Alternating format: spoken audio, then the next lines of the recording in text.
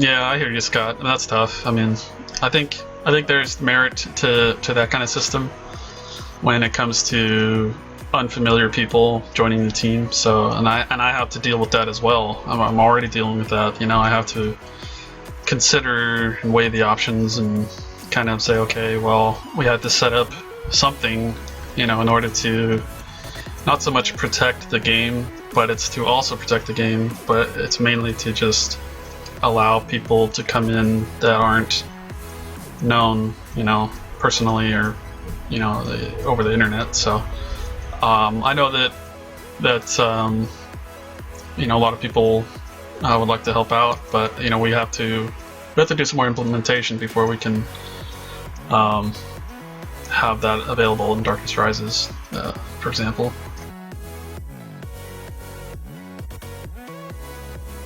But so the point being that I can understand staffies being limited, at first, if they were not like the brother of the programmer or something, Nepotism wins again. Bad example maybe, but it helps to having a prior rapport with somebody makes a big difference. So like if Rashka was like, hey, I would love to work on the project, I'd be like, absolutely. Like I wouldn't think twice about it. But it's people that I don't know who may want to help out or just do any little thing. Like, okay, well, let me make that a possibility before I just give you everything.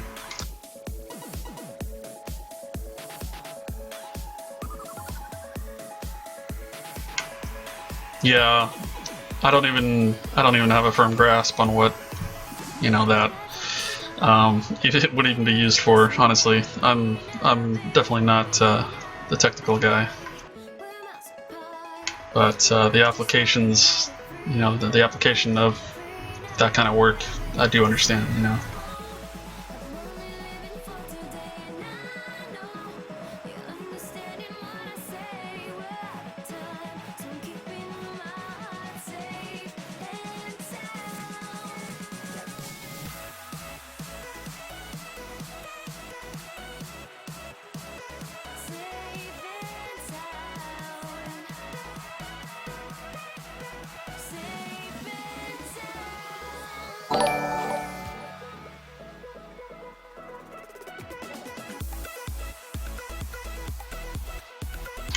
Arlitas, thanks for following. Welcome to the community. You're now a male werewolf. Looks like my little overlay didn't work there, but that's what popped up.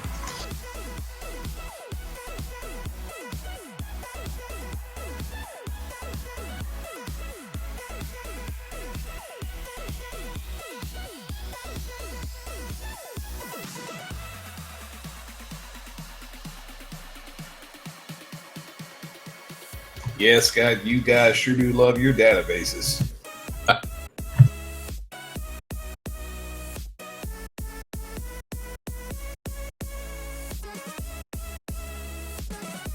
Yeah, I'm not sure. I'm trying to play with my Twitch alerts box, but it just blank screen for some reason. Oh, sorry about that.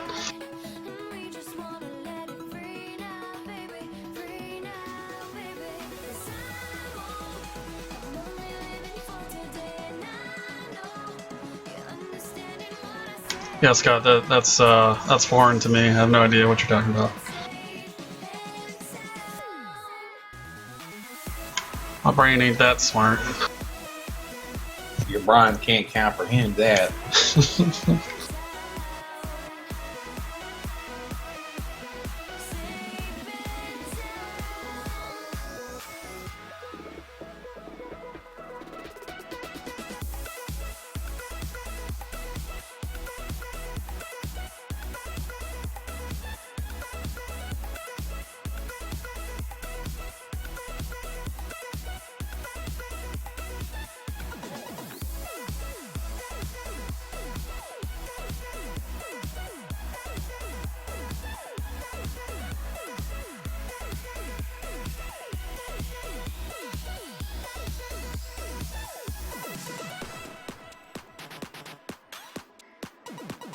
Oh yeah. Well, I mean, I wouldn't be surprised if that's how it's set up already. So, I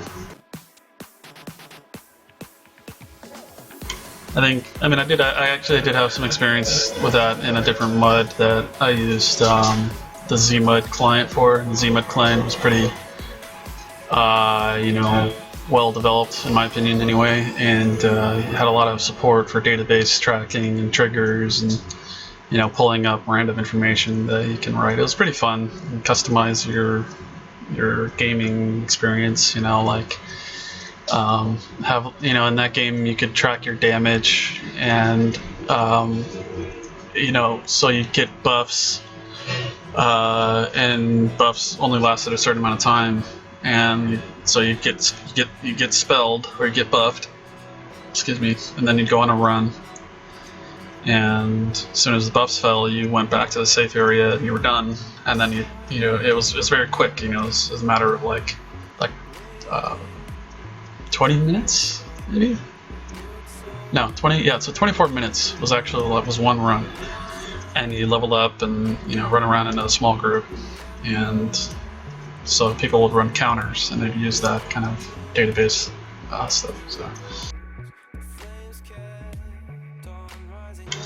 I do have a little bit of experience with that, I should say, but yeah, I'm pretty sure. I mean, it's all text, so it's just not one giant, but for all intents and purposes, it's a giant Excel file. Sure.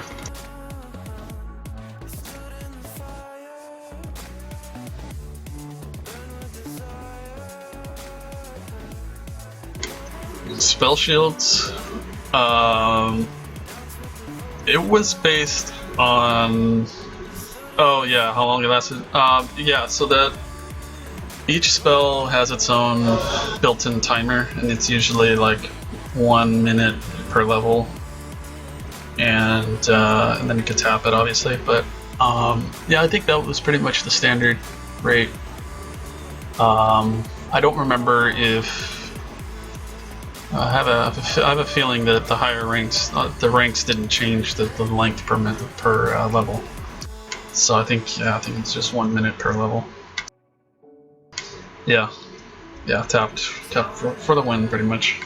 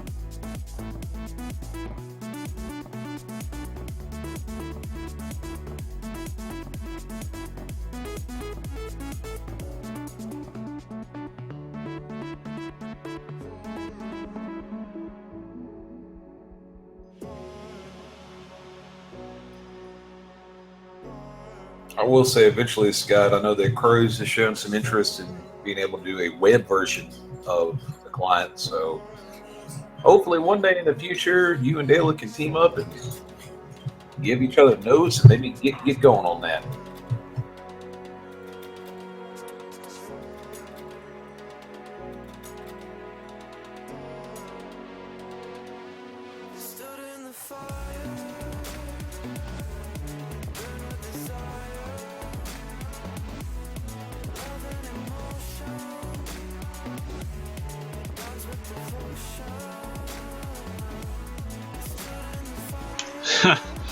That'd be interesting.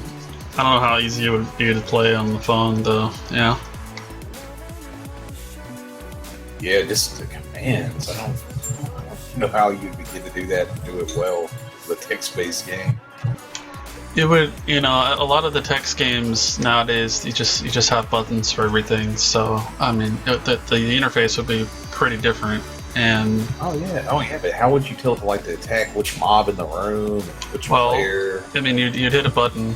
So I mean, not an actual button, but you know what I mean. So you'd hit the attack button, Yeah. and then you'd have to type in a letter, or you could just have a button for everything. You know, including targets.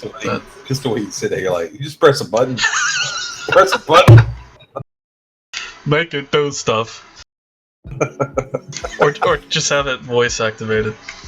There you go. West. Attack Daleth. You said attack crows. Is this correct? Delete. You have chosen to suicide your character. Bye. That'll teach you if you're trying to play a text-based game on a phone.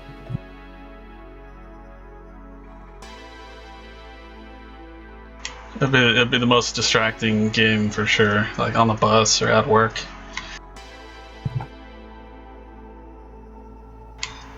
Plan, okay, West on 3, okay? Plan, okay? Plan, is anybody listening? Everyone would just be freaking out around you. And they're pretty funny. I mean, I'm sure that there's one person, at least in this entire universe, that might actually have to do that in order to play this kind of game. So maybe we should look to support that. Yeah, we can use that as an excuse.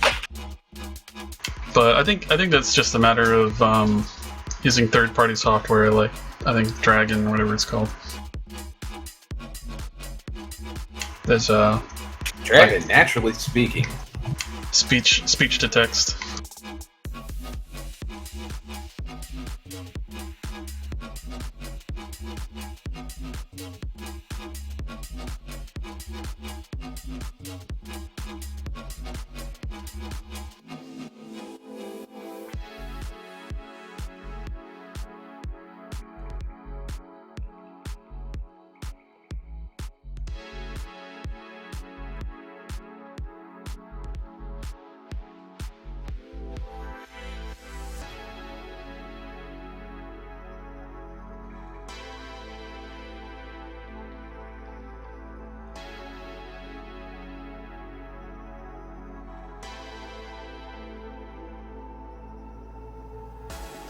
Nice.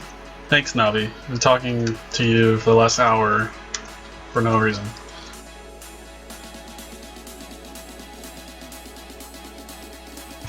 I told you your brand new account name, and you could have started rolling your character, but no. Well, it's his fault, so we tried.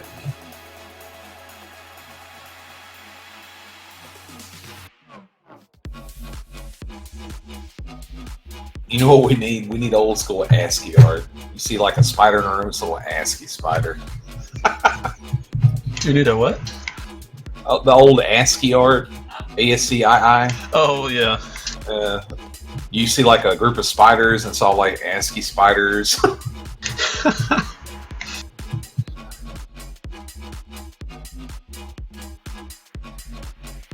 It's actually not a terrible idea. Yes, it is.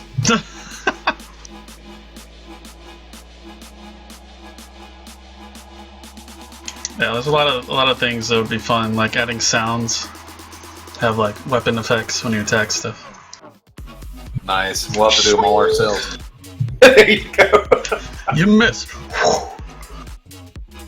Whoosh. I don't know if you guys played Legends of Kezmai, you know, over on GameStorm, but they